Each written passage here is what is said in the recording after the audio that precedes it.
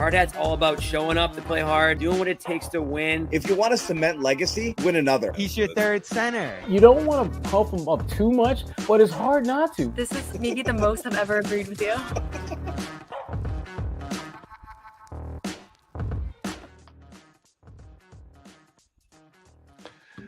It continues, Bobby. The madness continues. It's our second breaking news Garden report in the last 24 hours. The show, as always, is brought to you by our friends over at Prize Picks. Download the app. Use the code CLNS Play 5. Get 50 instantly in your account when you use Prize Picks. Prize Picks.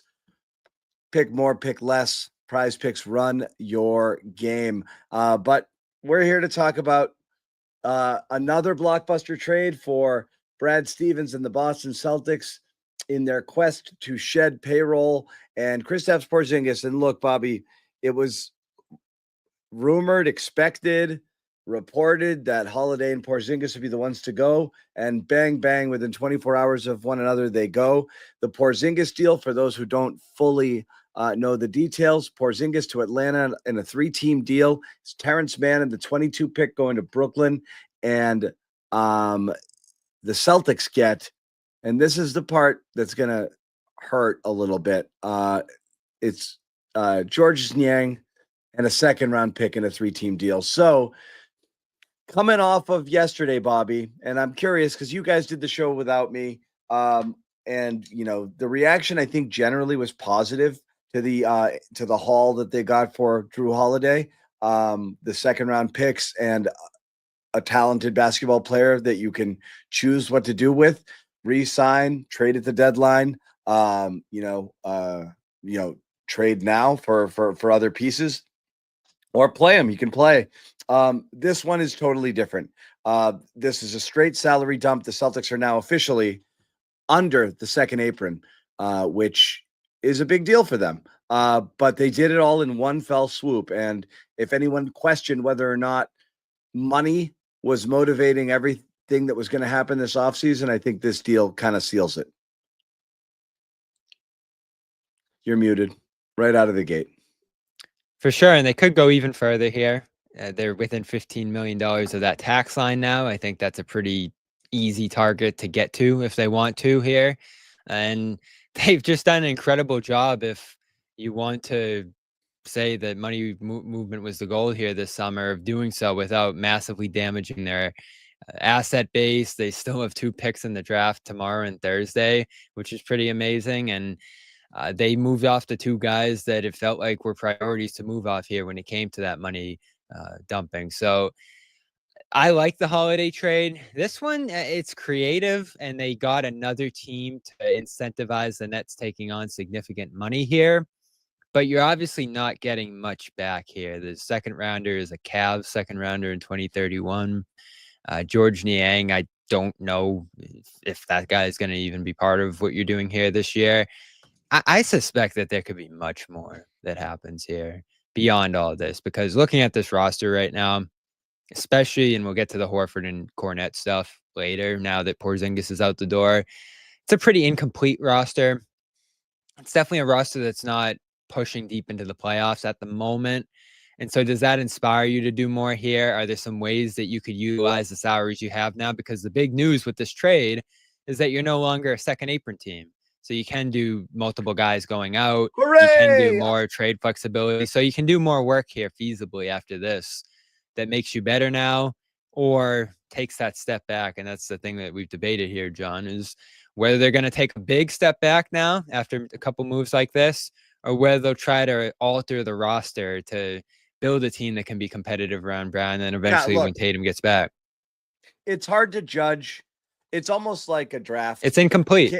You can't judge it until the whole piece comes together, because saving money one place, you look at the trade on its own, and it looks like you just traded a fringe all-star and your one true center on the roster for a guy who's probably not going to play a minute for you, and a second-round pick, which is a straight salary dump. That single move gets you completely under the second apron, because Niang is slated to make And that's the beauty of those 3-team deals. The money's moving in different directions. Niang is making 8.5, I think, next year. Porzingis was making 30, and then boom, there comes 20 something off the books, and you're under that second apron. 22.5.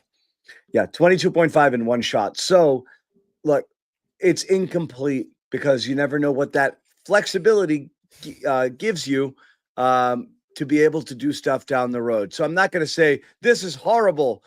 However, if you look at the types of trades you can do, Bobby, there's a Holiday trade and a Porzingis trade. And I do find it odd that people seem to be celebrating Brad for both because they're two totally different trades.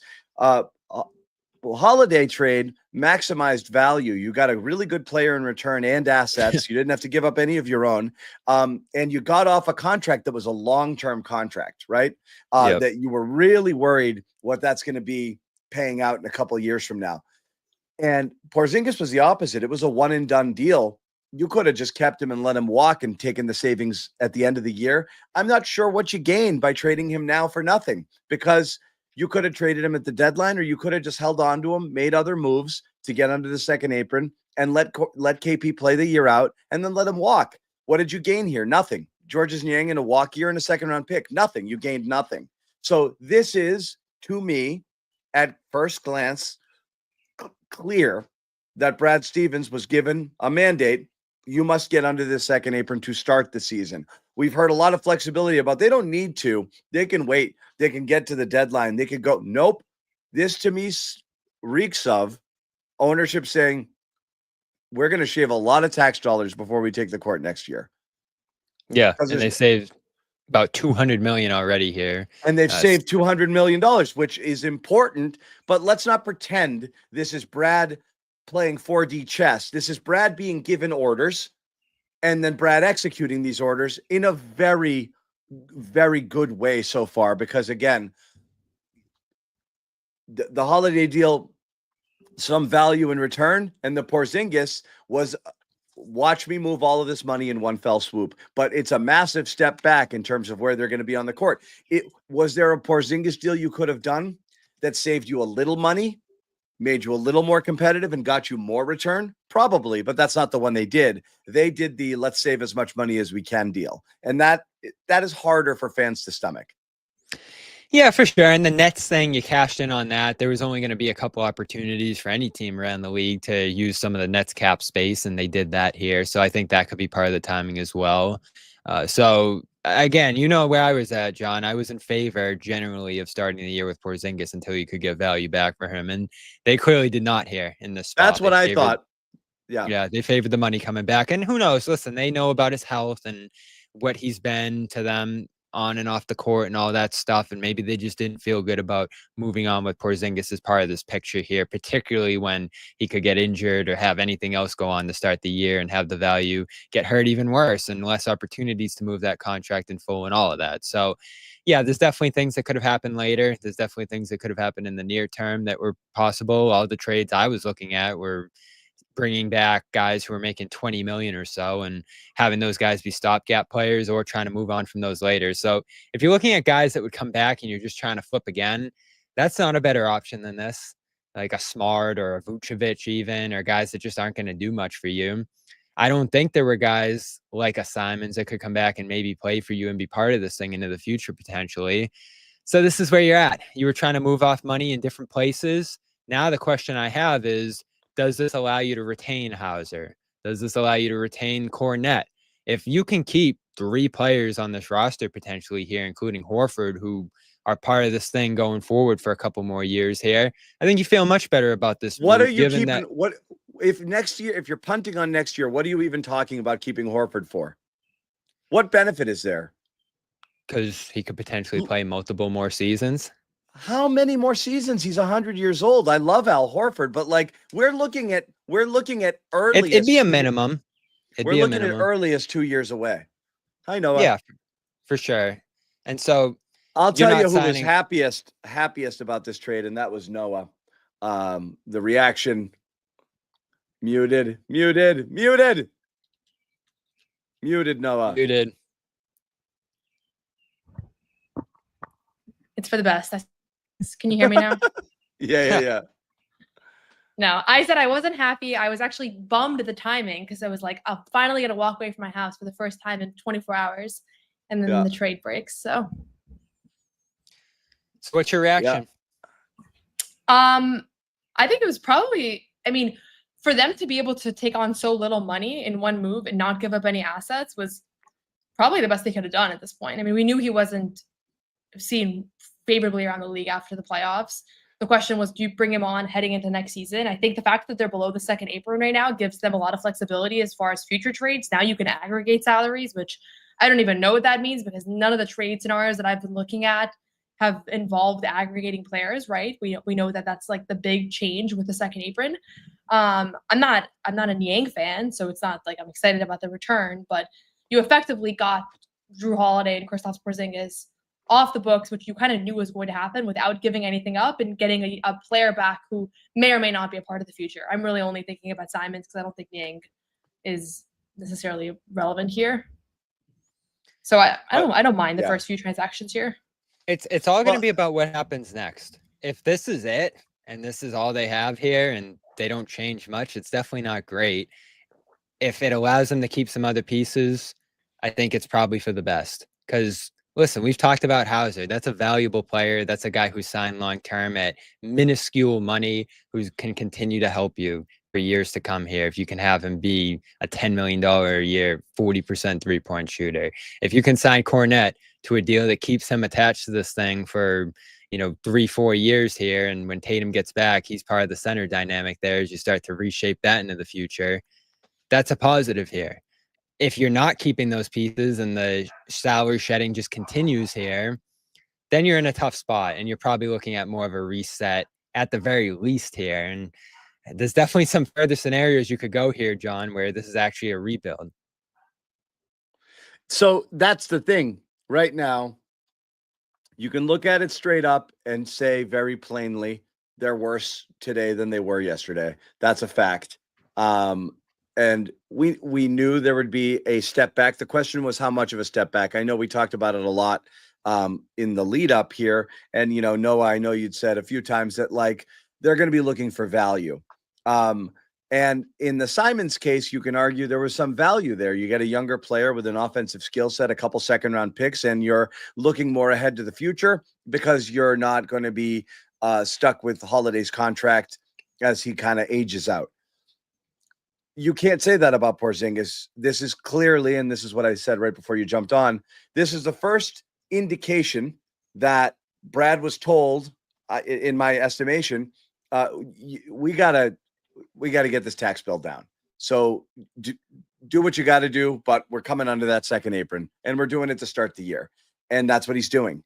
I mean, is there a world in which they all of a sudden start making trades and go back up over it? Sure, possibly, but I think highly unlikely. So I think that this, to me, indicates that Brad was given orders and Brad is trying to execute them as best he can. But I think we can move past the idea that they're trying to either remain competitive for right now versus just flat out save money, which it appears is what they're trying to do. My compass this entire offseason has been they are going to get below the second apron. It's a question of what is going to get them there. There was no world where they were going to be above the second apron starting next season with Jason Tatum sidelined and having been on the second apron for multiple seasons. So now they are there. The question is, what is happening next year? If this is it, to me, this was like they do want to stay as competitive as possible, and they salary dumped Porzingis and Drew Holiday, got back a player that can help them win next year in theory, and kept Derek White and Jaylen Brown, right? Like those are the two guys. That's the big question. I don't know if that's the case. They might now in 2 hours, maybe another trade will be announced or tomorrow morning or whatever. So I don't think that any of these moves indicate anything new as far as the front office's approach. Like we knew they wanted to get below the second apron. They've done that in a faster sequence than I expected. I thought it was going to require like 4 or 5 trades of getting a player back, trading him to another team, getting a player back, trading him to another team. Yeah. The Porzingis thing, I never thought that they could take that little money in return. I expected it to be a little bit more challenging, but they didn't really get value in return. So I guess that was the trade-off there. So I don't think this was a direct. So that's my question, Noah. That's what I'd asked earlier. Let me ask your opinion on this because I asked Bobby. There's 2 types of trades you can make in this scenario, right? You know that you're trying to shed salary. You can make the trade where you take on salary but get something valuable in return, like Simons and picks. But you took on a $27 million salary, albeit an expiring contract, but you had to take money back versus a deal where you take no money back. You could have traded Porzingis. There's definitely a Porzingis trade out there that saves you less money and where you're getting more return because someone else is sending salary over to you as well. San Antonio. Yeah. So there was a trade there that keeps you closer to competitive, but you chose not to do that. You chose simply to just dump the money. So and that could be though, because they don't want to have to make another move to get below the second apron. It could be. It Right, could allow you to could allow you to keep Hauser, sign Luke or Al, and then have a little bit more flexibility, go into the trade deadline, see what you want to do there, depending on your standing, and then head into next season, not re-signing Simons with actually all of a sudden completely under, the tax completely, forget the first apron, clear of any restrictions, and gives you the ability to wheel and deal more freely. And then you can go do to other teams what they're doing to you right now, which is go get the players they can't afford. You can absolutely build it back. So that might be the case. I wonder how low can they go and if they want to keep going. And if they are really looking, if they have an eye on a year from now, I think you got to keep going. Because right now, this feels like you're 1 foot in, 1 foot out. Yeah, I'm not as worried about the tax thing. That's an ownership thing. If they want to keep paying some amount of it, yeah, right. So get all the way under. Yeah. You can wiggle a little further below the first apron line. I think you have some more trade flexibility there, and you can start adjusting the roster more once you get to that point. So there's some things you can do lower on the roster here, right? Like waive JD, save $2 million there. You can do something with Tillman if you want. Like there's a lot of different wiggle room you can take advantage of at the bottom of the roster to probably shake below the first apron line. The tax thing, which is $15 million, is probably where you're moving off Hauser, where you're moving off of some of the other stuff further down the roster.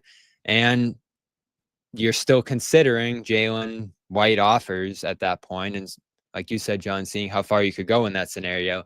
I don't think this is necessarily a sign that you're going to go down those roads, but I still think, like it's been from the start, you're in the process of considering everything here. And to me, Noah, did you have better options than this with Porzingis? Like you mentioned, if you're bringing back something for Porzingis that's sizable money-wise, you're moving off multiple other things just to get below the second apron line. Now you can stop here and stay with what you have and see how the season goes. Or you can go down that road if you really want to of offloading more stuff here. And obviously Simons is part of this discussion now as well. So the alternatives, John, to me, I can't think of. That's the reason I wanted to keep Porzingis here is I didn't think there'd be any good deals for Porzingis. So it was a matter of, did you want him? Clearly they didn't.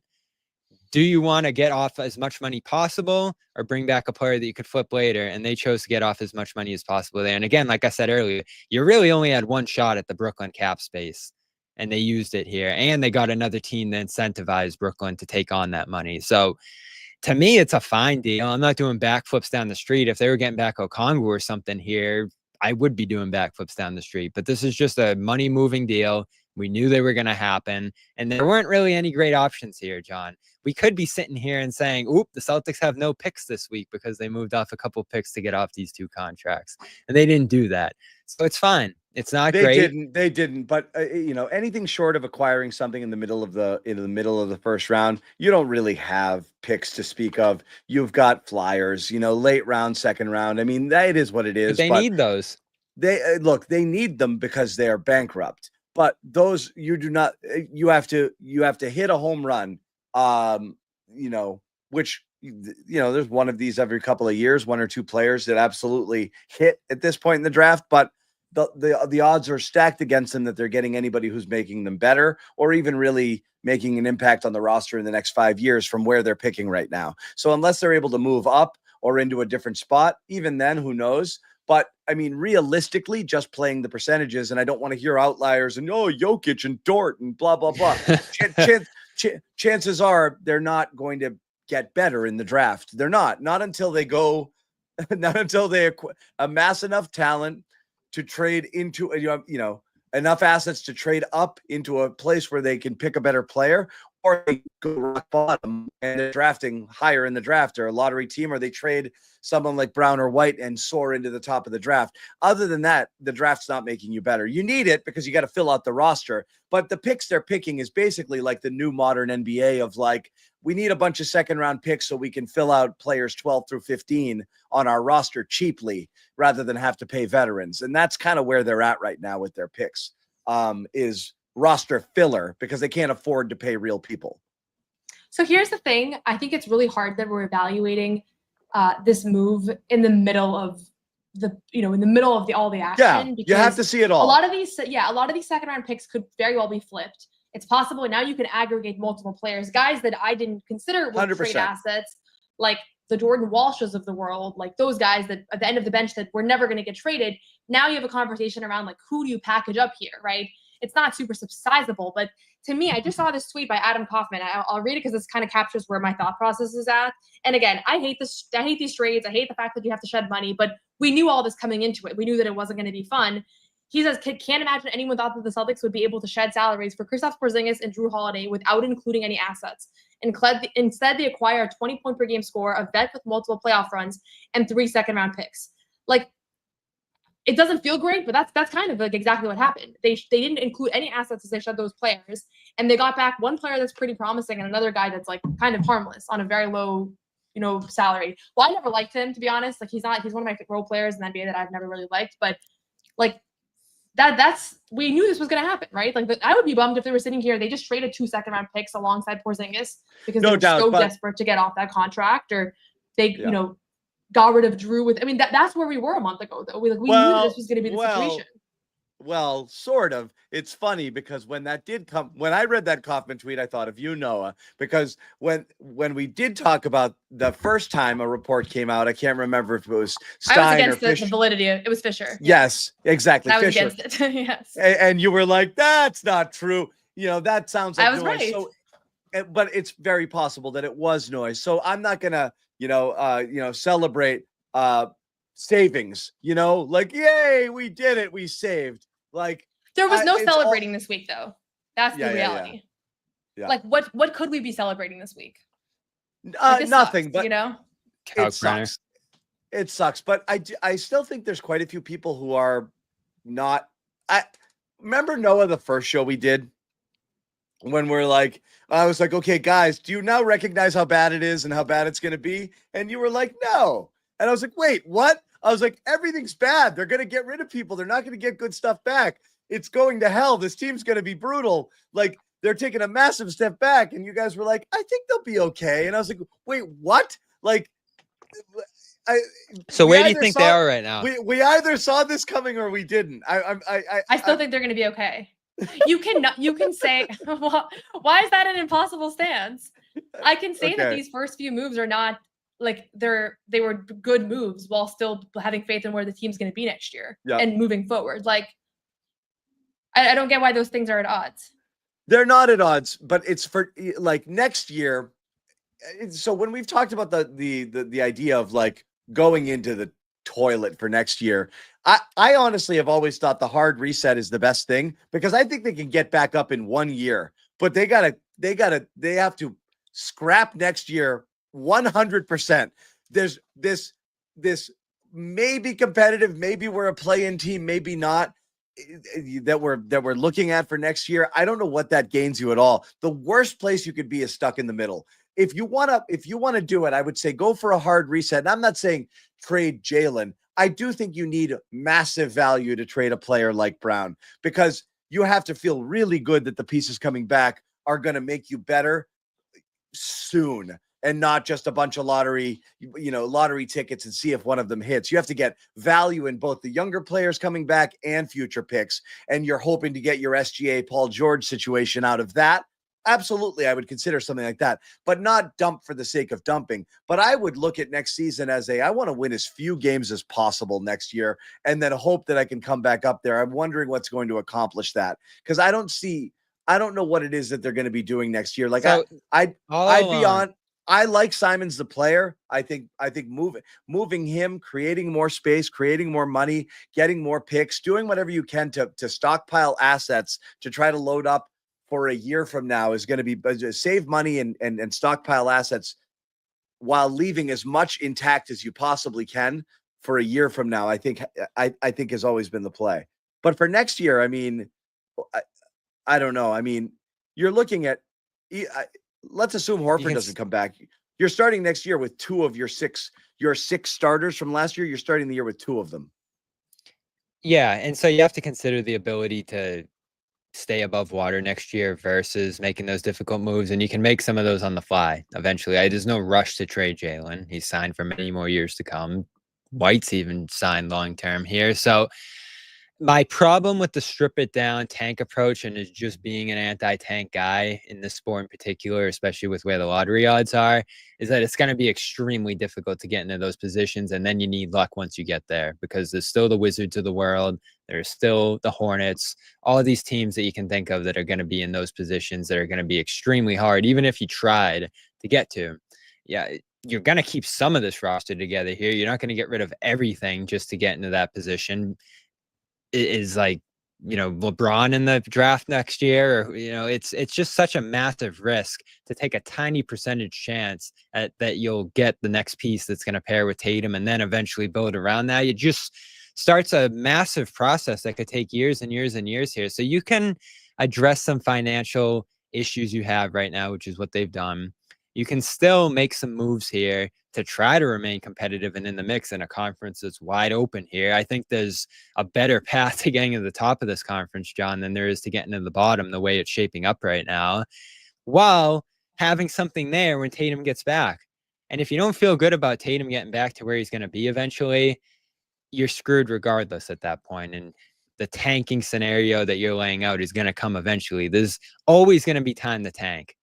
Right now, I think you have to remain as competitive as you possibly can and have some infrastructure in place for Tatum to walk back into. Yeah. When he eventually gets going there. back, the season could go in a million different directions. You can't force it. Noah, going back to the trade itself, did you expect anything better here? Were you holding out hope that the Porzingis trade would have yielded something better in return, or would you have preferred they keep him? Yeah, I honestly didn't think that he would have much value, just because, like, I hate to say this because it feels like mean, but his playoff run was one of the worst we've seen for a player of his caliber. And the thing around the illness, he's going to be amazing in Atlanta. No, I'm behind this move for the Hawks. I still have faith in him as a player. I think we've gotten way too low on Porzingis. I'm not low on him at all. I actually think, he's been so consistent in Boston during the regular season. I think that there are very legitimate playoff concerns around his availability and his production, because he hasn't been able really once in his career string together a productive and a healthy playoffs. And that was going to be a question mark for any team that looked to trade for him that is planning on being in the playoffs next year. The Hawks are in kind of a weird spot where I honestly can't figure out what they've been doing over the last few years, but they're more of a regular season team. And so I think that for him, it's for them, it's a less risky move. After seeing the return that Jrue Holiday got last night, I didn't think that they were going to be able to get back picks and a player that has value that's I think it's a positive asset. Right. I started thinking to myself, maybe I've been undervaluing Porzingis as well. And it turns out I wasn't. So I think Jrue and Porzingis are in 2 very different situations. While Jrue is on the far more unfavorable contract, and there's the questions around him making $37 million at age 38, he is a winning player that has a proven track record, and a lot of teams that want to elevate their winning, I think we're in the mix for him. Porzingis, it's a lot less of a certain thing just because of how things have played out over the last few years. So you have to be in a very unique position to say, we're actually going to, take a flyer on him. Again, he's on an expiring deal, so it's not a very risky move. You're just not going to give up a whole lot. That's why I thought he had more value if you were willing to take salary back, because he could be the thing that puts a team over the top. He could be exactly the type of thing someone is looking for. And if you can, but the problem was he was expiring, which benefits the team that's getting him more than the team that's getting rid of him. So I thought he would have some value, but you would have to take salary back in order to make it happen. I think you're talking about Harrison Barnes, Nikola Vucevic, Buddy Hield, guys like that. It maybe would have been a little better than Niang, but not by much. And they would have just been more expensive guys who would have to move on. We were talking about Marcus Smart. John. Look, I'm okay with it. I'm team tank, meaning I'm team I don't give a crap about, not tank. I'm team. I don't care about next year at all. So the fact that they take a massive step back with Porzingis, if they don't fill that hole or fill out the roster with other moves coming later, then they're going to be worse, considerably worse next year. And again, you're talking about, I mean, what are we talking about here? No Holiday, no Porzingis, no Tatum next year, and possibly no Al. It's going to be worse. I'm okay with that. I'm okay with them riding out a not so great team for a year and building for the future. That's fine. I guess I was where you were, Noah, after the Holiday thing too, thinking in the same way that maybe we've undervalued these guys, and maybe the rest of the league, all of those reports where everybody trying to, suppress the market a little bit. And reality was that a lot of teams would like a Kristaps Porzingis on there. So, I guess not. But from a fan perspective, just seeing that return, I think the initial vibe is like, this is where we were the night they went down, because it felt like Porzingis was gone that night. You saw the way he went out. It's unfortunate how it happened. Yeah. And unfortunately, this is going to be a big part of the story of his tenure in Boston, is the fact that this was the last image you had of him playing in the uniform. Certainly you're going to remember the championship and the game one and all that.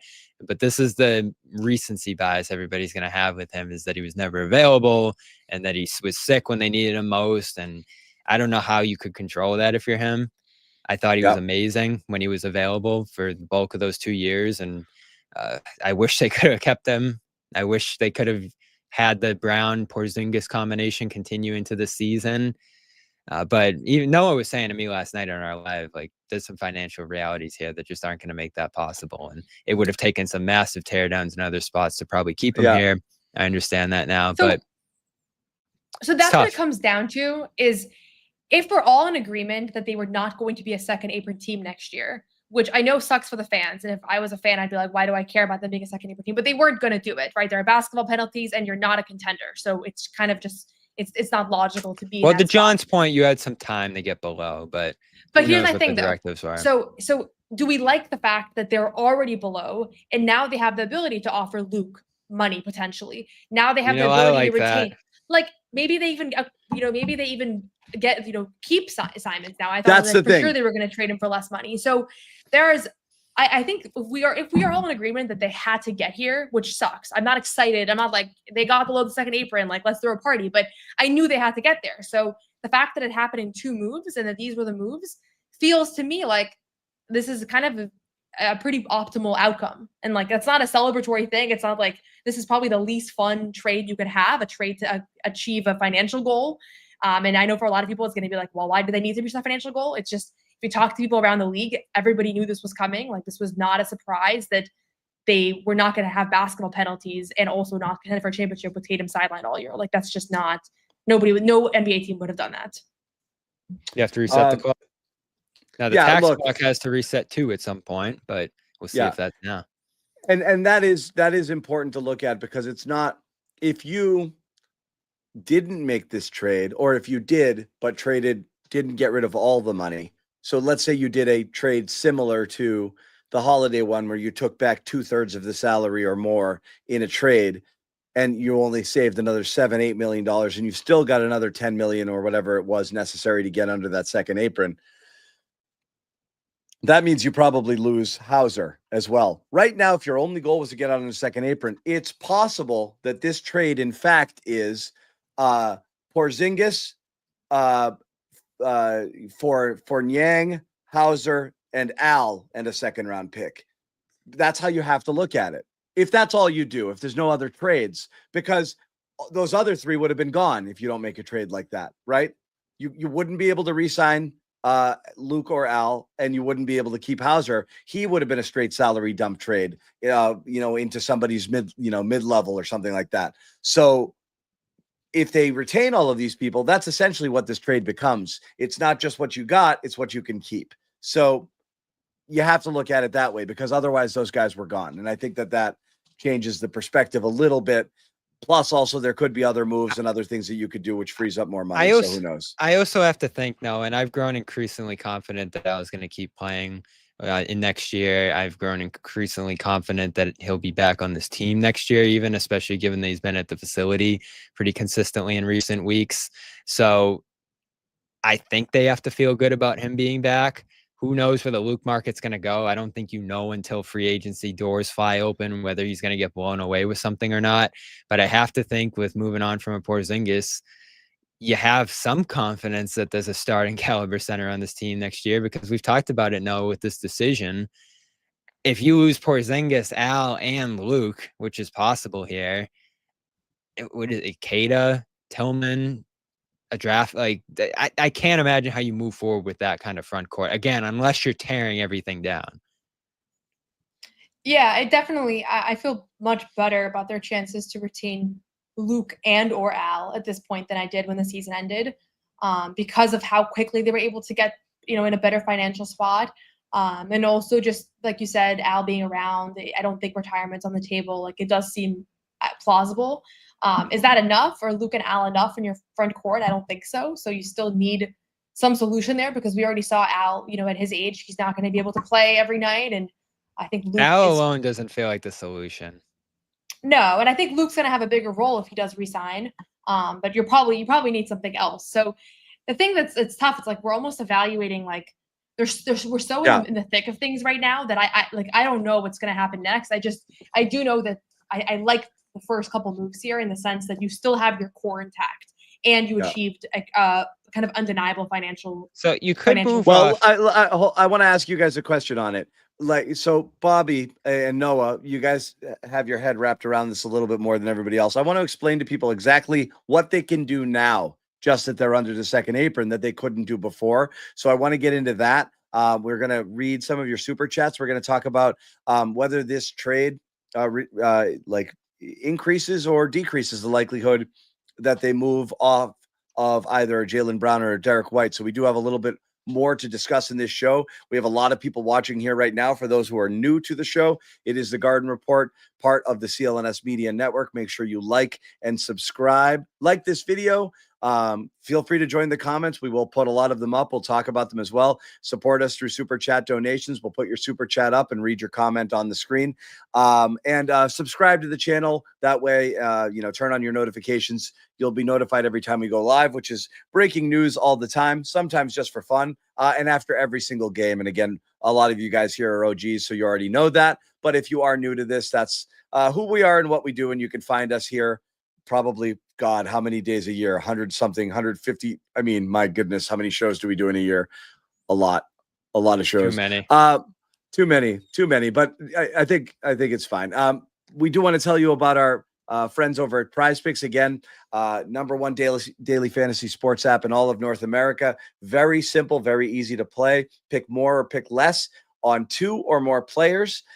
In any sport, cross sports, doesn't matter. And right now you can look at women's basketball, baseball. Obviously, the men's basketball and hockey playoffs are over, but you will be heading into football season, which I know is huge for everybody. So you want to sign up today.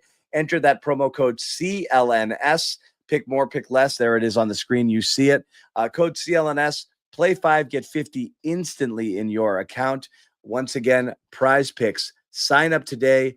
Run your game, and we can get that off the screen, Ahmed. Thank you. Also, quickly let you know about our other sponsor for this show over at LinkedIn. And as a small business owner, which I happen to be, well, you need something like LinkedIn when you're looking at jobs, when you're looking for good employees. Bobby Manning wouldn't leave me alone on LinkedIn, right, Bobby? Yes, sir. Spamming me. But LinkedIn is a place to go. Everybody knows what LinkedIn is, but a huge amount of small businesses use it to post their jobs, and you can do the same here as well. Get qualified candidates. I think it's 72%, according to the literature here, of small businesses use LinkedIn and say that LinkedIn helps them find high quality candidates. You can share with your network a lot of different things and just post your job. That's all you have to do. Go in there, post it on LinkedIn.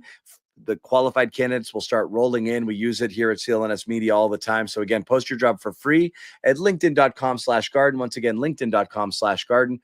Post your job for free. Terms and conditions to apply. Moving on here, guys. So what can they do now? Before, there were second apron penalties that included not aggregating salaries and other things you can't do. What can they do now that they are officially under that second apron that could potentially get them players back, or allow them to make type of trades that they couldn't have made before? So the big one's the mid-level. They get that now, which is what, like 5-6 million. So they're 7 million under the second apron line. They could fit in a guy on a mid-level, which obviously doesn't matter much for Horford and Cornet because you can pay those guys whatever you want anyway. But if they did want to bring in a free agent from the outside who's a salary under that space that they're fitting into under the second apron right now, they can do that. Noah mentioned the other one.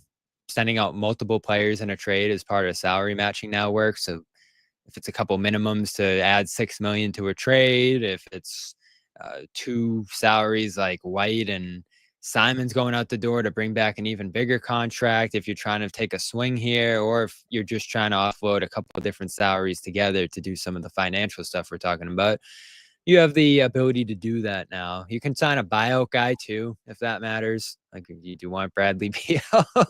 I don't think so, but yeah, there's a couple things this opens up. The only thing is there's still 7 million, I believe, over the second apron, I want to say. So, or the first apron rather. So they still can't take in more salary than they send out. It still needs to be dollar for dollar salary matching here. So that would be the benefit. You get a little more wiggle room with trades if they could shed $7 million here, which, if they can just dump Niang somehow, they'd have that flexibility too here. So a little more flexibility for sure. Noah, did Bobby miss anything? No, I think that's the main thing. I mean, there's the long-term ramifications, but as far as their off-season flexibility, like the fact that they can now aggregate salaries, like it makes there was like not viable. Everybody on the end of the bench was not going to get traded when they were second. Go get Giannis. You couldn't trade for Giannis before. Now you can do anything. Go get Giannis. Go get Giannis. And this is why I spent 0 time in the trade machines this summer, because I knew how volatile everything was going to be. And now I'm back to square one with everybody else, because it's really like it's a completely clean slate, it feels like. And I don't know. I mean, there's a possibility that they're pretty much done with the major moves, and there's just going to be some moves around the margins now, re-signing key players. There's also the possibility that these are 2 moves down, and in 2 hours we're going to get a Jaylen Brown notification. Like, those are both viable options at this point, and they'll indicate completely different situations and scenarios for next season, which is why it's hard to evaluate. So it is kind of wild, though, because we knew this was coming. We knew there were going to be massive moves, but now you're thinking about it like 3 out of your top 6 players are definitively not going to be on the roster next season, including Tatum, who's going to be injured. So it's just going to continue to feel like less and less of a familiar group here. And I'm viewing the core right now as Jaylen and Derek, as far as like core players that I view as part of the future. Everybody else. You trading Jason? No, in addition to Tatum. Like, those are their core, because Tatum's not going to be traded. So it's like those are the 2 guys that are I want to hear what the offers are for Brown before we say you're keeping Brown. That's all I want to see. We're going to get to some super chats as well. And we're going to talk about Jaylen also. I want to shout out Mo, who's been just tagging along, terrorizing people here on the Garden Report, Celtics fans, ever since the Knicks series, hanging out here saying Brunson took a pay cut and ego's too big in Boston to make it work. I do have to say that Derek White definitely took a hometown discount to remain here as well. So not entirely the case as far as that's concerned. A couple other things worth noting that we didn't talk about here. The Celtics will generate a $22.2 million trade exception for Kristaps Porzingis and a $4.7 million trade exception for Drew Holiday. That in a year, those things expire in a year. A year from now, that could have some value. You never know what that would be. I know we made a huge deal about those things back in the Gordon Hayward, era, Bobby, and ended up really not netting you anything of tremendous value. But when you're looking at moving off money, they're probably not helping you that much, because those are for teams trying to take in money. Exactly. So I don't know what that's going to be, but it is there as well. Let's get to a couple of super chats here. Noah had to dip out. Might join us again if we're still going in a little bit here, but I wanted to get to some of our super chats in the show. Chatter God I'd be the first to admit I'm effing scared. That could apply to so many things going on in the world right now. But yes, with the Celtics right now, I wouldn't be scared. I would be curious. That's So I don't want to do the whole Stevens thing, John, right? But don't these two moves at least tell you that they're operating with some competency here? Like between the posturing that we're not giving up assets to move off these guys, the creative way that they did end up moving money, again, that they had to move here to some degree. It gives me a little more confidence that they know what they're doing here. I was never worried that Brad doesn't know what he's doing. I wouldn't even say worried. I don't think it's these owners and this executive. I think any owners and any executive would be in the same boat. We got to find a way to get rid of some of this money. And yeah, there's a lot of different ways to do that. You have to be happy with Holiday, and you have to recognize the value in getting under the second apron in one fell swoop, which you did here with this Porzingis deal. Even if you got no value in return in terms of assets coming back, the value is in the savings. So yes, they're both very competent basketball moves, just hard to get excited about them as a fan. By the way, Shattergod also throwing out here, I don't want Niang on our team. I don't even know if he plays a minute here. I would bet against it. And he's throwing another one out here. I would respect JD and Walsh and picks to Mavs. Who knows about that? What were you going to say, Bobby?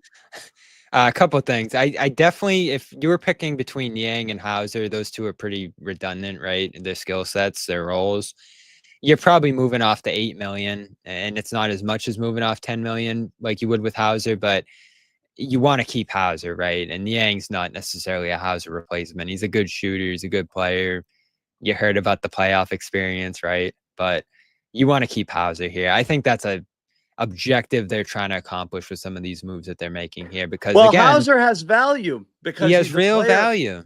He's a player who can have value because of his salary. It's a cheap contract, and you need those types of contracts on your team. You need Pritchard and Hauser are the type of contracts you need to have competent players, competent rotation players. You're not paying $30 million. Those were the guys it was easiest to say, well, not Pritchard necessarily, but Hauser was so easy to say, just get rid of him because he's like the 7th, 8th man. And it was easier than some of these other names that we were tossing around, but it didn't go as far. And like you said, those are guys that are critical now to having a sustainable competitive team. So the fact, again, John, I'm not doing backflips over the savings here and the second apron dodging and all that. You're excited about what this could potentially allow you to keep here. And Hauser is going to be a tough loss. That is not a guy you could easily replace within the next few years. It took 3 years effectively to develop him. Cornette, same deal. Yeah.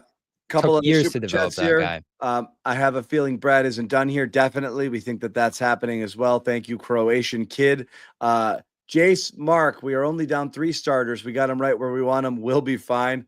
X3, I think John's assumption is wrong. You get off KP's money now because you need to be able to aggregate salaries to get an available target. Here's another person on the Giannis train. I don't know about that, but dare to dream, right? Nate, me, Noah, and Bobby will make up the bench next year. I like that. We've been playing a little bit, working on it. Yeah, we're getting there. And then Dana Mills, these changes will be good for the coach. Let's see him develop coaching player development skills. So before we get to Jaylen, do you want to take a second on Simons? Because hold on 1 second. And I will say, can KP resign for us next year cheap? This is Benjamin Inmar as well. Hey guys, thank you for the super chats. The money is disseminated, paid out to the host. So thank you guys for contributing. It helps us continue to pump out the free content, which of course we love to do. Go ahead, Bobby. I gotta say about Simons, I don't want to wait too long on him here, but now that it does look like he could potentially be part of this roster next season. Talk about a guy Joe would love. Now, the defense is scary, and Joe is a defense guy. I think he's worried about playing a liability on that end, but a guy that can generate an efficient 8, 9, 10 threes a game while Tatum's out, he was filling that role, right? I mean, that's captivating for Joe. So I love Simons, and you'll remember I was among the people who didn't think the whole Jaylen for Scoot and Simons deal from a couple of years ago was a bad one. Scoot's not lived up to his billing, so that definitely doesn't look as good now. But I liked Simons a lot because of the offense he could generate. I never understand a player like this. I know he's not physically like a guy like, like Drew Holiday, He's the big, opposite of Holiday. stout, right. What I'm saying is I know he doesn't have that physicality, but like he's 6'3" with insane athleticism and a good leaper, and he's quick. I think his wingspan is good too. And he's got a 6'7" wingspan or plus. So he has every element you would expect from a decent defender, which leads me to believe it's either coaching or effort, but not something that's not fixable. I feel like this guy has a reputation of being, out of college, he was not considered a weak defender, but this is a reputation he's developed as a pros of just a volume scorer and someone who doesn't care a lick about defense. You do have to wonder about whether being on a bad team or being in a role where offense is really all that matters affects how seriously you take things on the defensive side. And you do wonder if a change of scenery or a different, coach or coaching philosophy or a different system could change it, because it's not like he's got slow feet or he's so undersized that he can get bullied. Like at his size, he doesn't have great size, but he should be able to be competitive even for a smaller guard. So he's 6'3". He came into the league around 183. I think he's at like 200, 205 now. 6'9" wingspan, 8'3" standing reach. And I'm looking at his draft report here when he was coming out. And intriguing defensive potential with his combination of length and athleticism was a plus. Inconsistent effort and focus on defense, needs to get stronger, was a minus for him. So strength, I understand it. Focus is stupid. Like focus and effort is like, okay, show effort and have focus. Yeah, sure. And that's easier said than done with a younger player who maybe developed some bad habits on a losing team. And that's why I don't like tanking John again, creating those environments for young players like that. Yeah, it's not great, but I don't think it's a lost cause there. No, for sure. I like the player a lot, and I actually think there's more offensive upside there that you could tap into. So I'm excited about this. Again, not because I love him as a player. I definitely think there's some stuff he's got to work on there. But we talked all year long, John, and maybe this is part of the team building process that they're working on right now, is going from being a team that's walking the ball up and falls to 30th in pace at one point. And Joe's saying, pace, that's not how you calculate pace and blah, blah, blah. We saw that they became a slow motion, very stagnant team when it came to their speed this season. So to get a guy athletically that's a dunk contest winner, right? Can really make some plays happen around the rim with his leaping ability, and is a quick guard. I mean, when's the last time they had a quick guard, John? Like Isaiah? It's been forever since they've had a guy with some speed and athleticism at that spot. So he definitely brings a dynamic that they've been missing on this team. And you need a couple other guys to get there. It's nice to have, hopefully Jaylen's back to that level after the surgery here and all that, but they needed to get faster. They need to get more athletic, and to still have, this guy's probably a top 15 shooter in this league. So you're talking about an elite skill set with the shooting. This is why, I wasn't doing backflips last night, John, but when you saw a name like this coming back for Holiday, what were we talking about? Like Daniel Gafford, Bogdan Bogdanovic, just salary filler coming back to you. And this guy's still 26. No, he's coming from a bad team. This is a real piece you got back. It's crazy. I like the player. I always have. And I do wonder what he could do in a better system, better environment around him. So I was shocked that was the caliber of player that they got back. If I was on the show last night, that would have been my instant takeaway. And 2 seconds. Like my did them a real solid here. My instant takeaway would have been I'm not sure this actually even makes them worse. You swap defense for offense here. This wasn't a bad basketball trade. You know what I mean? Oh, yeah, it's crazy. And there was some reporting last night that they like him and how he fits in. It was just the money thing now. So back to the point we made at the beginning of the podcast here, you didn't get much back for Porzingis. You might have allowed yourself to keep Simons if that's a player you like here. So that's the benefit of making a move like this today. There was always going to be one trade that was tough to swallow for them this summer, and Porzingis was probably going to be the one just because of where he's at and how it ended and the lack of suitors for him around the league. Now, on the other side of this trade, I do like Atlanta a lot right now as I look at them. You got Okongwu still. You can play some double big with Porzingis, an inside guy and an outside guy. Jalen Johnson, I think, emerged as the best player on the team for parts of last year. And then you still have Trae Young and Dyson Daniels, who became one of the best defensive guards in the league last year. So I think this puts Atlanta in the conversation a little bit closer to actually contending here. They're probably better than you, right? And Orlando made a move that makes them better than you. And Indiana's now the big wild card, right, John, with the Halliburton thing, but they should stay above water and remain competitive. So I think, did you ask us earlier, where do you see the Celtics being as it stands today? You're probably talking like 7-8 right now, right? Just off the top of my head. New York's up there. Cleveland's up there, certainly. So that's already like 5-6 teams above you. So you're in that playing territory. Some other stuff's got to happen here. You could sink lower if you lose some more stuff here. But these are just crafty moves to me. Like, again, you're not celebrating cap savings. You're not celebrating trade exceptions and all that different stuff. But I just think they've allowed themselves to maintain more of this roster. And again, to your point, the Portland thing was a great move in comparison to some of the other stuff we were cooking up there, possibilities. So, thank you, Blazers, again, right? They gave you Holiday in the first place for a relatively manageable package, right? A couple firsts and Brogdon and Rob.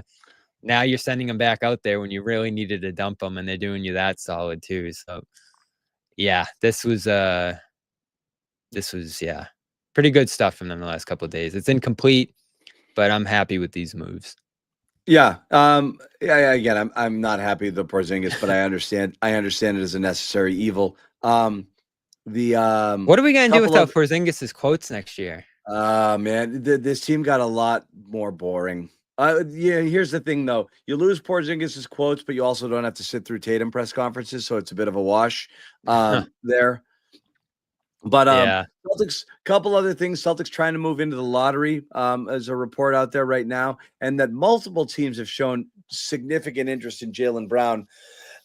And I think we'll kind of bring it home here. I'll throw in a couple super chats because a couple of them asked that question as well here. Who says no to Brown for Trey Murphy and Herb Jones? I've seen Trey Murphy's name come up a bit. So, yeah, I love New Orleans. And what did they do today? They traded CJ for McCollum for Jordan that was Poole. part of the Poole deal. Yep. And then there's the other one, and this is from Turkish. Would you do Brown for Castle plus number 2 pick and more? I think you have to think about that. No, you do that, but that's not happening. But it sounds like it's not happening. Jimmy 3 in Brad, I trust. Do you guys think it's worth trying to get Coop? I don't look. And then 2026 draft loaded. You're 100% right. This is why I want to tank. There's like 3 number 1 picks next year. So I don't want to get into that. I'll say it again though, John. Can I tell you my conspiracy theory? Go ahead. And Benjamin wants to ask, can KP re-sign for cheap? Here's my wish. Ready? They do the San Antonio trade to get up to 2, and Cooper Flagg pulls an Eli Manning and tells Dallas he's not going to play for them because he's set on playing for the Celtics. And he throws a tantrum and forces a trade to Boston, and that's what happens. That's my dream scenario. I'm speaking it into existence. So you just sit out the year, right? That's the threat. You're just not going to play in the NBA next. You'd go to like Australia or something. I don't know. You've seen can't it go in back a couple to college. You've seen it in a couple of other sports happen where it just said, "Nah, I'm not playing for you." But I'm speaking it into existence. Cooper Flagg pulls an Eli Manning and says, "I'm not playing for you." Yeah, I think it's fun. I don't think it's likely, right? I think I don't care. It's what I'm doing. I like it. Okay. I like it. That hasn't happened since. When's the last time that happened in basketball? I'm trying to think. Mo, come on, relax. We're having Spencer Hayward days. Yeah. So yeah, it definitely. I mean, there's so much money on the line, right? And there's a lot of money to go back to college now too. And I know he considered that, but it's really setting the clock on your second extension, especially for a guy who's a number 1 pick. It's just going to be a massive number once you eventually get there. So you have to start playing in the NBA to make the 4 years go by that gets you to that contract, or 3 years effectively because you signed after the third. So yeah, it's tough for guys to pass up on that. No one's done it. We've talked about a million different. Wemby's going to be another one too with the rookie extension. Like, would he actually pass that up and go into free agency after 4 years? I don't know, but or 5 in that case if you take the qualifying offer. So yeah, I think Cooper's going to Dallas. So here's the thing: we're talking Brown, right? What's the report today that they're getting significant? By the way, offers? Noah was going to jump back on and texted, and I told her we were talking about Jaylen Brown trades, and she's like, "I'm not coming on." Not mad about Anyway, that. Go She's ahead. dealt with enough of our wrath on this topic. We're almost there, right? We're almost home. Yeah, we're almost to a solution on this, and I still think it's going to be these days. But what's this I'm thing gonna about say- significant offers? I'm going to say I don't see Fuzzy jumping in here as much as he used to, so I wanted to give a shout out here. But this is kind of where I'm at here. Is I'm okay. Like I don't need I'm fine kind of next chaptering this. I don't need to hold on to everything that had happened before, which is why I'm open to everything. I'm not saying trade. Everyone makes the mistake. Like trade Jaylen as if I think that that's a thing that they have to do because Jaylen Brown is holding them back. No, I'm just open to let's see let's try a new thing. We've done this for 9-10 years. Okay. But it's been pretty good. But I'm saying it might be over. So rather than ride it out into the into the beyond and just watch it sputter and end up with Brown and Tatum and nobody around them and a team that's like, oh, one of these guys requests a trade because it's bad. Like I'm okay if you move, you move. It's okay. I personally I would rather the idea of the best players on your team playing their whole careers here. I think that's great also, but I'm fine if they move into a different direction here. And here's Noah, fresh off of her radio stint, jumping back on here just in time for her favorite conversation. Jaylen. When you told me you were talking about Jaylen, I should have just not rejoined. I know. That's what we thought was happening. And that was talking Jaylen. We're not saying anything here. We're just simply saying the report of several teams showing interest in Jaylen Brown. So I'll just ask you, Noah.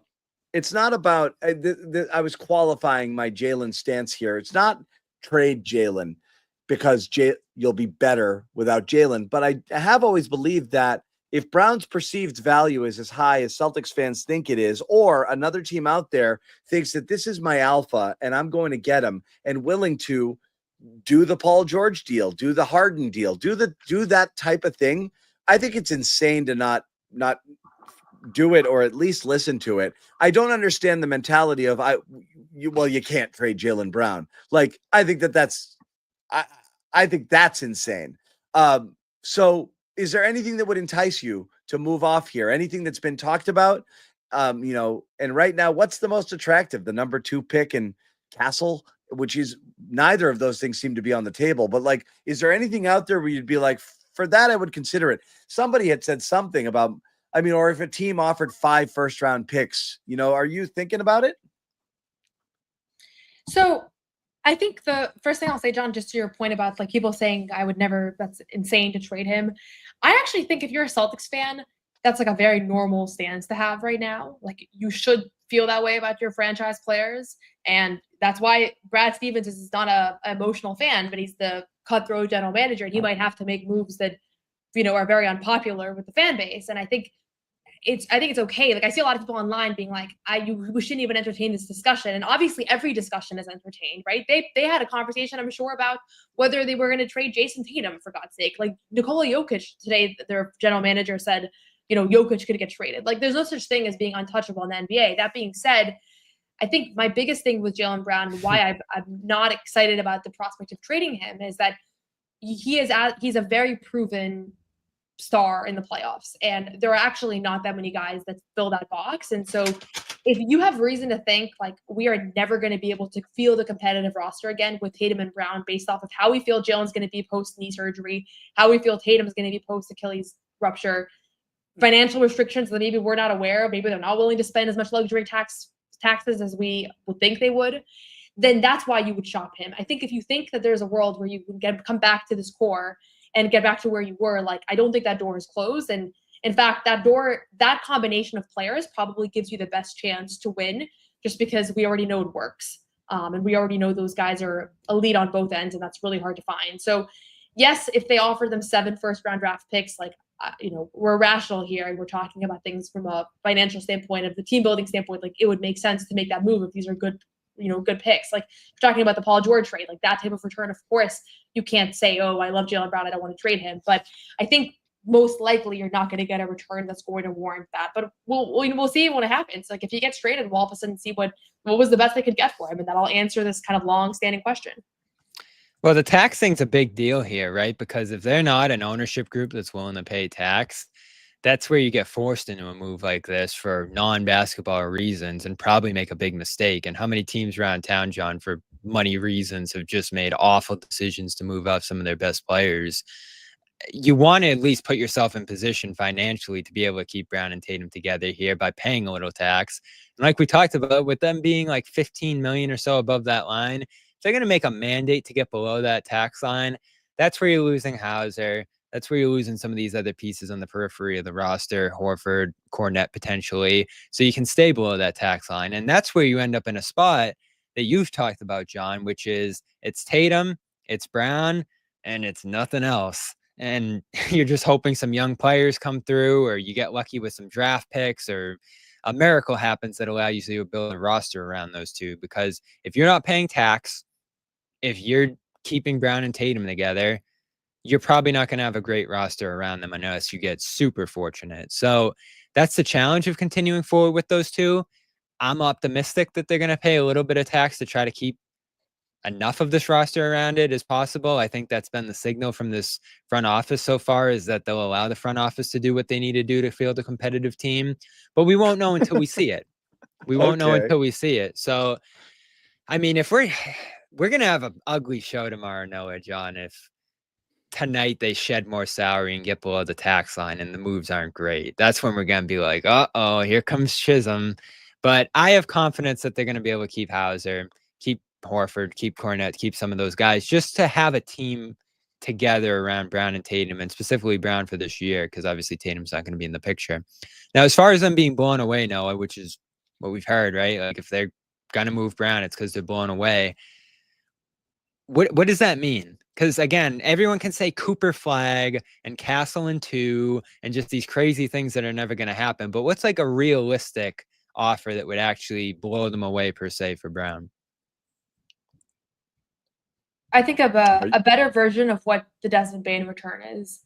Like Desmond Bane was what, 5 first-round picks? Yep.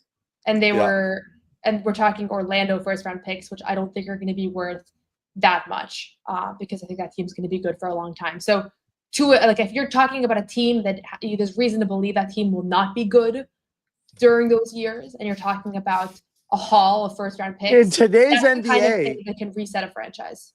In today's NBA, that's off the board now. That's antiquated thinking. I think like windows are shorter now because of how long you can remain competitive because of the CBA. Like it used to be like, oh God, they'll be good for if you get 5 first-round picks, you're talking 10 years out, or picks and pick swaps, 6, 7, 8 years. It's impossible to gauge whether a team's going to still be good.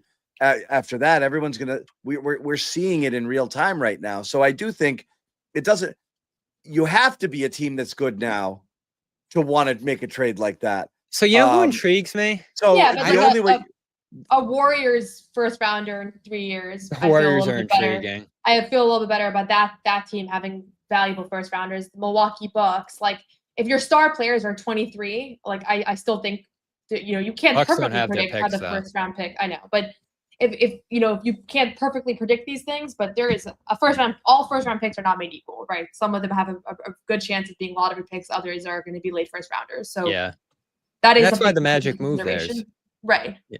It's because they feel they're going to be good and they can trade some of their current players to get picks back eventually. So yeah, the Warriors are an interesting one. I don't know if the money would even work there.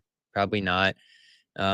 Toronto's a team I'm keeping an eye on just because they're such a wild card in that no one wants to go there. they're pretty aggressive. They have a decent team put together at this point that's trying to point toward winning, and they have all their picks intact. They're not a good team right now, right? They're picking like number 9 tomorrow, right? So they could give you a top 10 pick. They could give you a comparable player. He's not the athlete Jaylen is, but he's a comparable player in terms of the role he's played during his career, and I think his productivity to some degree in RJ Barrett, who's younger. And then you have some other salaries that you could throw in there if you're Toronto. So that's a team. They did the Kawhi thing, right? Even though it was risky, even though it was a guy they were probably going to lose. This is a guy going over in Jaylen who would be there for the long term because of his contract. And how good would they be immediately? Probably not great. But then you at least have a foundation of players that you could add to eventually win up there. Because, again, you can't pick and choose when star players are available to come to Toronto if you have the opportunity. So, like, would you take 5 firsts from Toronto, including number 9 tomorrow? RJ Barrett, Jakob Poeltl, now that Porzingis is gone. What else do they get up there? Like Grady Dick. They have a lot that they could potentially offer. And I don't know how fans would feel about something like that, but that's at least realistic. Like number 2, Castle, that stuff's not happening. I'd rule New Orleans out now, even though I like Murphy. I don't know what they're doing, and they're really expensive now too. I mean, who is some other? Houston? Is Houston still in play now? Yeah, Houston still has the assets. They didn't really give up a whole lot for Kevin Durant. So most of their young prospects, like Reed Shepherd and Cam Whitmore, like all those young guys, Jabari like Smith, like a lot of their first round picks they still have. Like Phoenix didn't get much back. So I assumed that wherever Kevin Durant went, that would be one less team that talk about could premium acquire picks. Jaylen Brown. But honestly, like that is definitely not the case. Like they could still be in the mix, and they honestly they are certainly in win now mode. Any team that signs a 37-year-old Kevin Durant is trying to win in the next few years. So it's possible they put together a package for Jaylen, and Ime wants to kind of regroup with that in that sense. So it's also possible that it's going to be a team that we've quite literally not heard be connected to Jaylen at all, because that's how it went with Drew Holiday, and I think that's kind of how this front office moves. And it could be just a team like that just really wants a star, and like even if it's not the most fiscally responsible move, they just really want a star on their team, and it's been a long time. Yeah, I mean, that's the thing is we joke about it like we have no idea what's shoe is gonna drop next, and it could drop like tomorrow, like a big one. You have to assume though, if you get through the draft, would you assume Brown and White are no longer in play, or you think that they could still trade after the draft? I think they can still trade after the draft, but it will depend on if the Spurs make a big move tomorrow and it doesn't have to do with the Celtics. That's like a team that was one less team that they're. There's also the Giannis due to drop. So, yeah, you're still waiting on Giannis. If any team's wanting to add a star, Giannis is so far ahead of Jaylen on their priority list in terms of let's keep our assets together here so we can make a move like that. So that probably hurts the Brown market to some degree. I don't, we do our media thing, Noah, where we try to assess these reports and why they. What is this thing about them getting significant offers and all these calls about White and Brown about? Like, where is that like helping the Celtics leverage here? Is like I wonder where that's coming from. Just all this hype around the Celtics getting blown away with Brown and White offers, and they don't want to move them, but you got to consider some of the stuff they're getting here. Like I find that interesting that that's out there today. That's been pretty consistently the line of reporting coming out of the Celtics situation, is that I think there are moments in time where a team is clearly not willing to trade a player. Like teams are calling and the answer is no. And I think that Sean's reporting indicates that's not the case right now with Jaylen Brown and Derek White. It also indicates that they're not trying to trade these guys. And so I honestly think nothing has changed as the reporting has gone over the past few weeks. The only thing that's changed is that they were able to get below the second apron without trading one of those guys. So I never thought that was going to be a financial move. Like you're not going to get rid of a core player like that as a salary dump. Like I think that there were better candidates, and we've seen that. So I don't really make anything of it. It just confirms that the conversations are ongoing, and we may at one point get a report that's different, that the Celtics are no longer open to trading Derek White, and that'll be the end of that. But we are not at that point right now. Well, that's the thing. Yeah. After these couple of moves here, we haven't gotten like those clear reports, and those you usually reports, get something like that, right? Those reports, Noah, only come out after trades fall through, and then you do the damage control of saying we have never had any interest or intention of trading this person. Well, But remember, they'll never. Yeah. remember that summer that he was in the Durant talks, and we're sitting here like, why won't they say something? Why won't they? Because he was just getting hammered. You don't that do whole that. summer. Because he Yeah. was in the Durant talks. And then eventually, I think they said something down the line. I forget, but After it didn't happen, that's how it yeah. works, you know? So you're not making these declarations out here, but look, and if you do, and it's only to strengthen So, your hand. can The way the Spurs have done with the reporting of they're not including Castle in any deal for Giannis, and they're not at all interested in trading the number 2 pick. They're That's locked in posturing on. too. That's all bullshit, so Yeah. it's fine. So But like, I'll throw it at you though, John, because you are Muted Noah. you're the trade Jaylen guy.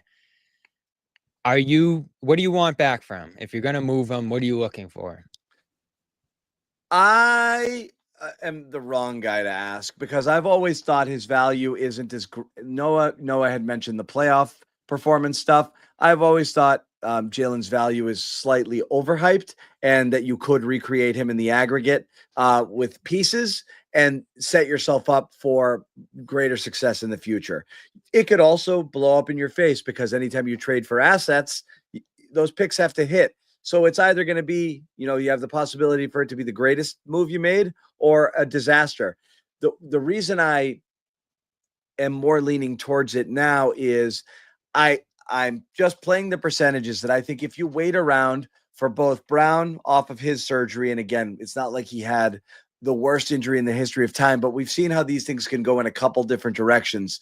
But between Tatum and Brown coming off injuries and surgeries, the likelihood that both of them are the same version of themselves coming out, I think, is small.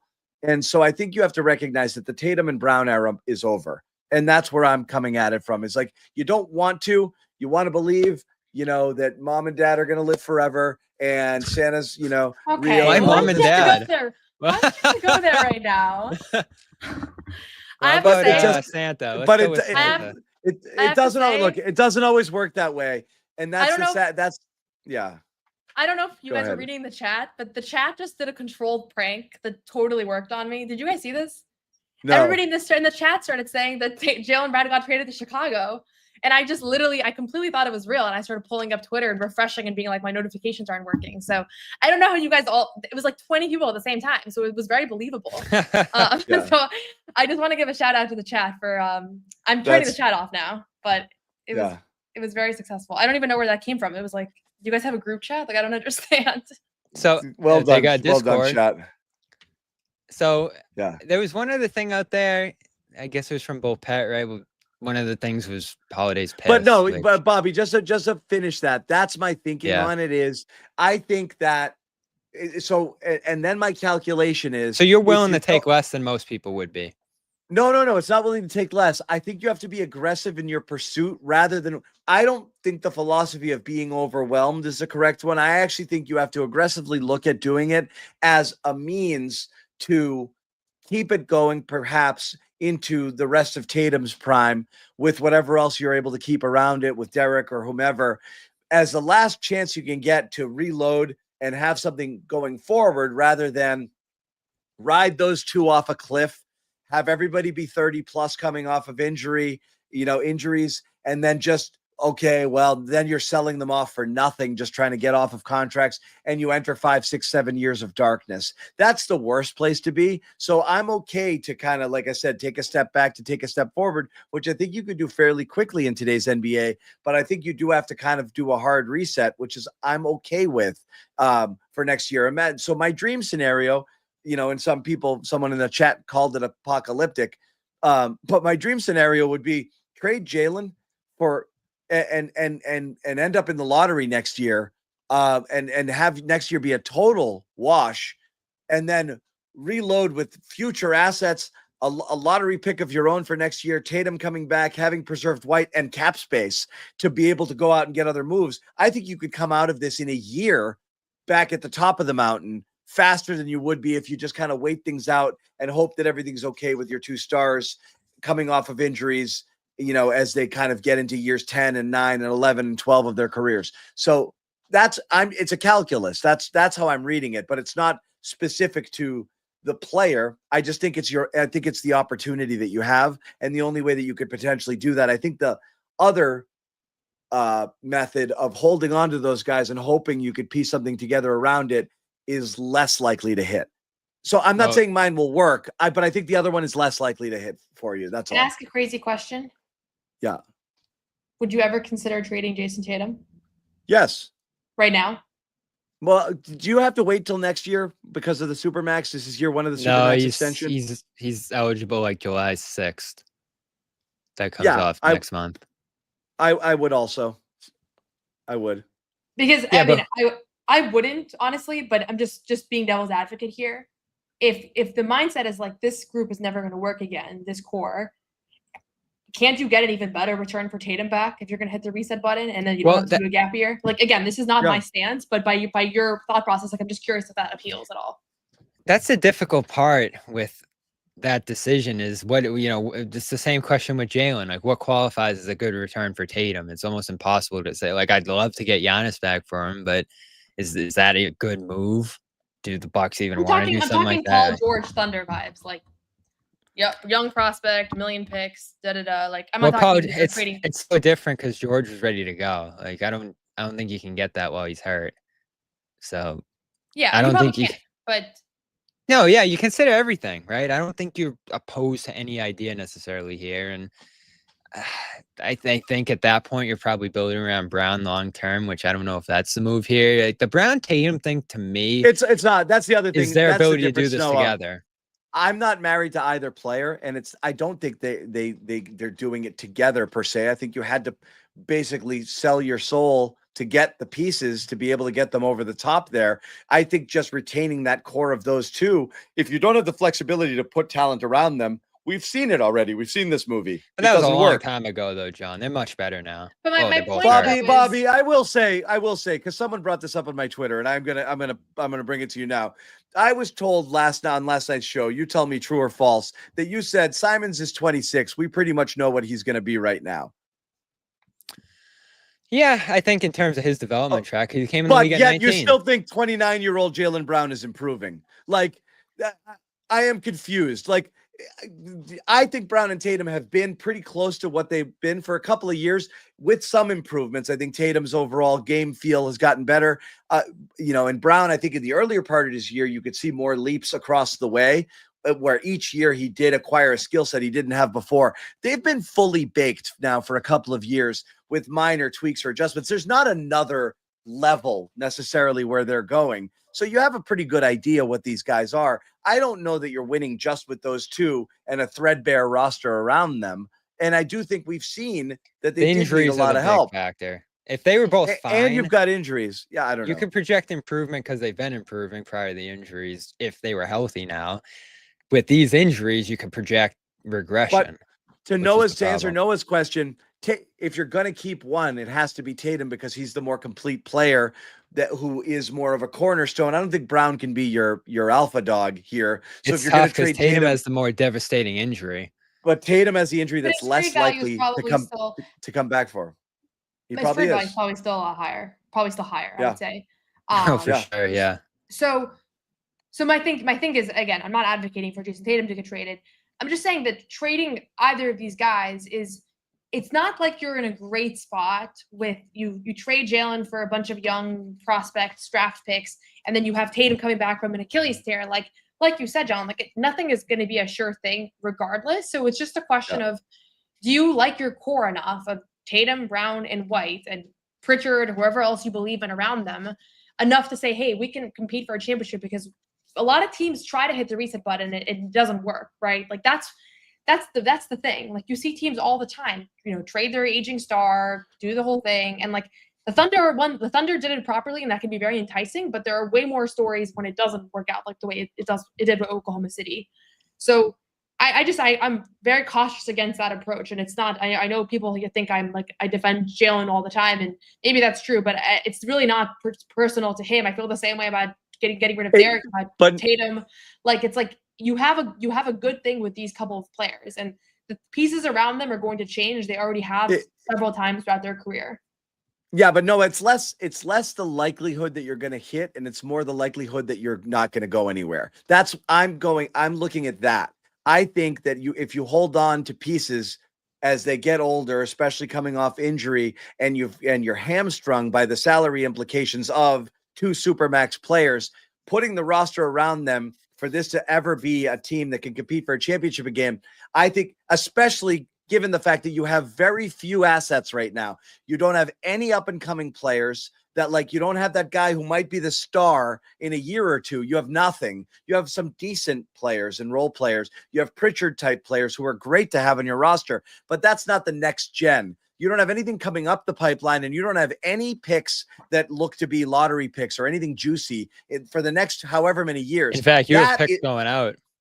That makes it extremely difficult to rebuild a roster. So that I'm looking at how challenging it's going to be to be championship level competitive again by holding versus a reset that absolutely could go horribly wrong. No question about it. So the difficult it's part almost about like this- cosmetic surgery. Like your face is going to get wrinkled and aged. You could have the cosmetic surgery. It could go horribly wrong, or you could look young again. Like I think that's where the Celtics are right now. It's like don't have the surgery, ride it out. I would never. Aging is okay. I agree, but that's what I'm saying is we know it could go horribly wrong, but you know what the results are going to be if you don't. So everything's a gamble. I think it's more of a gamble to ride it out when looking at the scope of everything else that they have at their disposal. That's where I come at. And if we're talking about the reality of how this thing works here, this path you're talking about, John, where you identify a guy that you like. You've talked about Halliburton and Thompson and all these different guys that you maybe could have acquired at one point if you had some foresight and all that. But when you could have acquired those guys, there was no clear sign they were going to become what they're becoming right now. And some of those guys, including Thompson, are still somewhere along in their development track there and have to get where they're going. So you need to have an agreement as a front office that that's going to be your cornerstone piece. And front offices include multiple people with different opinions and all that. And ultimately, it's going to be Brad's say on something like this here. But Brad eventually has to get to a decision where they feel good about doing something where he's going to be moving off a guy that he coached, that he believes in, that he sees the impact of when he's right. And for some percentage chance of a pick, if that's the step back path, or the player coming in who's unproven or could project to go to a certain level, like it's a known commodity thing that Noah's talking about here, where yes, they're diminished to some degree right now. There's questions about how you're going to build around them, but those questions are still less pressing than, can you find Brown and Tatum again in some other path, whether it's drafting over the next couple of years, whether it's a player coming in that you hope is going to get to that point. Like, you just hit the grand slam of all generational grand slams by drafting Tatum and Brown and then having those guys become what they became. Like, that just doesn't happen. And so if you're going to try to do that again while moving off one of those guys, it's extremely difficult. But it's also a one-star league more and more now too with the rules here. So that goes back to Noah's decision. Is it Tatum or Brown? And it's probably going to be Tatum here, because I'm guessing they feel good about him getting back to form eventually. So they have a really difficult decision on Brown here. I favor keeping him. I'm not going to act like it's a slam dunk because of all the things you have to consider here. So it's going to be very interesting over the next couple of days here. Is this roster threadbare after all the moves they're going to make here? Are they re-signing everybody and actually putting a pretty competitive roster together around Brown? I hope that's the case. But that goes back to the ownership stuff we're talking about here, John. And whenever they approve that group and those guys are in command and they're making the call on the money thing here, we're going to realize pretty quickly whether this is going to be a good era coming up and a reshape and reset where they're moving on to the next Tatum and Brown era, or whether this is going to be a penny pinching, difficult path forward where they're really hamstrung by the finances here. So we're going to find that out pretty quickly, I think. Like, are they diving below the tax over the next couple of days? I think that would say a lot. Are they keeping Hauser and re-signing Horford and Cornette early next week? I think that would say a lot too. Noah, is this the last big move of this offseason? What are we counting as big? Like, is trading Sam Hauser a big move? I think trading any core player, I think qualifies as I'd say yes. significant. Okay. Yeah. I don't think so. I think You think Brad has one more up his sleeve. For Okay. tax purposes? I don't know. I just don't think I don't think they're done. Is there I- any world? I'll ask this one again. Is there any The world in which roster's not complete. Like I feel like they're going to make another move. they go back up in salary? No, not too much higher than this. There's 68 million in tax right now. That's a lot. They might go more down and back up again, but I don't think I never for 1 second thought that they might be in the second apron to begin the year, and I think that's the only thing I pretty much feel good about right now. It's predicting that. All right, we're gonna wrap, but we do want to let you all know that we are going to subscribe to the channel here. But make sure you tune in tomorrow for our draft coverage. We're going to be live. These guys will be there at the Arback Center. We're going to do a show prior to the NBA draft. Pick one is at what time, Bobby? 8. Yep. And they don't We're pick gonna till jump on. 28. Yeah. We're going to jump on and do a pre-show and see what the buzz is, right? And we're going to hang out here for a little bit. I think at least through the first few picks where there is some chatter that the Celtics could potentially do something to move up into them. We'll probably take a break and then we'll jump back on prior to the Celtics making their pick and talk you all the way through that. As well. This is typically what we do with our Patriots draft coverage, what we're going to do with the Celtics here as well. And we will have coverage on night 2 as well. So look for notifications. You can follow us all on Twitter here, but subscribe to the YouTube channel as well. We are looking to go live probably by 7:30, but perhaps sooner if there's any news or things percolating that we want to talk about. So join us for our draft coverage as well. Could be more news. Who knows? Should there be breaking news at any point in time between now and tomorrow, we will jump right back on here and do that as well. So if even Hauser or, goodness, something bigger than that happens tonight, at any point in time, we will be back there. Noah doesn't sleep, so it doesn't matter if it happens at 3 or 4 in the morning. Noah's going to be here. No, you might need a nap. No, you should take a nap. You should take a nap start now. writing, John. I have to start writing it right after this. All right. It's good. I talked Go through right. my thoughts, Yeah, that's good. Right. Okay, so that's what we've got. So again, we thank you guys for joining us on the Garden Report. Here, changes. We all know what's happening. The Celtics have, of course, traded Kristaps Porzingis. That's why we jumped on to begin. 3-team deal to the Atlanta Hawks. They got now there for Luke to start back. next year. This is what really matters most. Georges Niang, 2nd-round pick, 3-team deal involving Kristaps Porzingis, and the Celtics have generated TPEs, which everybody loves their TPEs. They never turn into anything, but people love them. And they got below the second apron. They got below the second apron. So funny. 4.7 million under the second apron. That's it. We love our savings here in Boston. We love a good deal. And that's that it. was Celtics an early Garden Report talking point too. Yeah. The amount of time we spent on TPE, holy crap. People are still geez. Yeah, that's been a big one. So thank you guys for hanging out. We will see you possibly later tonight, but no matter what, hopefully not. Yeah, these guys need to rest and write, but definitely tomorrow prior to the draft round 1 tomorrow night, we'll be live at 7:30. Thank you guys for hanging out. Follow along with Noah for all of her reporting over on SB Nation Celtics blog. Great feature story on Drew Holiday, who feels like that happened like a year ago, but still a good story about Drew and his impact here and what he meant to the city of Boston and his impact on the court and off. And of course, Bobby Manning over at CLNS Media. Make sure to check that out as well. We will see you all tomorrow. Take care, everyone. No one's sneaking a vegan brownie by me, I'll tell you that. Okay, you know what, John? We're going to do it. You have to feel that way too, Bobby. I have to feel that way. Let's Yeah. slide Al over and make Luke your first center. Bobby, we gave you Luke hour early. We're not going to end this on a damn conversation about Luke